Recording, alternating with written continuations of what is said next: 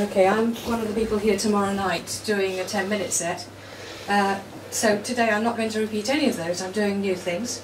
The first one is called You Always Hurt the One You Love, they say, but that's not always true. He who loves the most displays his vulnerability, and being loved is not a cure for cruelty. But cruelty can be the death of love. Sometimes unthinking words, vomited without thought of how they're heard, will injure love to death. And you will hurt the one who loves you in jealousy, in fear, that their more steady flow of passion will demand of you responses more unselfish than your meagre soul possesses. And both are hurt, as love drowns in unkindnesses. Thank you.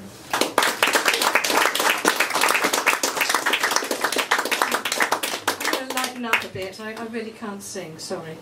This is called, well, this is about going shopping with Donald 2 years ago, when we were not an old unmarried couple, we were a newly met married couple, unmarried couple. It's called Love in Iceland. You kissed my ear next to the breakfast cereals. The snap, crackle, pop of the gaze of the fat woman pulling muesli off the shelf deafened me, but you didn't care. In the meat aisle, you felt my rump and pronounced it rare, lean, and probably tasty. You expressed a wish to sample it. Later, I said, and hurried on to the dairy products.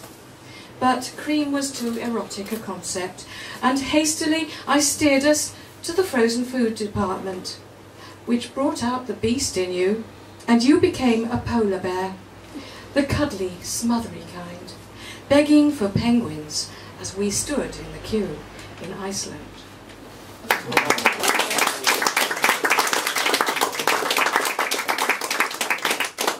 Here's another old poem. It's called A Whoosh Worker. The brass plate beside the door read, Coaching in German, Japanese and Onomatopoeic. He stepped through the door into a bright reception hall.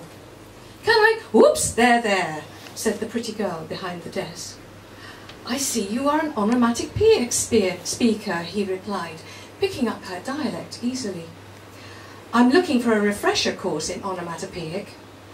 Yes, sir, I am yakety yak yak yak yak in onomatopoeic. How much tick-tock would you pant to spend? That depends on a chink, chink, chink, bring, he explained. We do a teeny-weeny course, or a galumphing course, sir.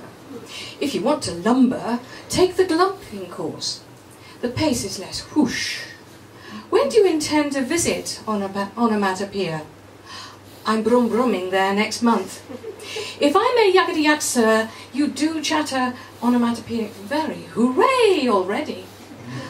I normally get very flutter when I speak to a fluent onomatopoeian, but your hoo, hurrah makes me feel very and so I really feel yeah talking to you. Would you pant to brum out for a slurp and a chomp some tick-tock? He continued.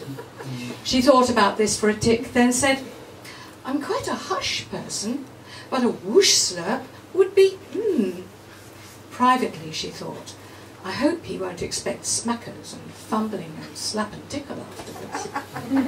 I'll bleep you, she said, if you give me your ring number. She clattered his booking and he clicked out of the door. In the brum he felt very that he had such a yummy onomatopoeic girl. That night he snored ha's of her sophisticated onomatopoeic chatter and her ooh la la.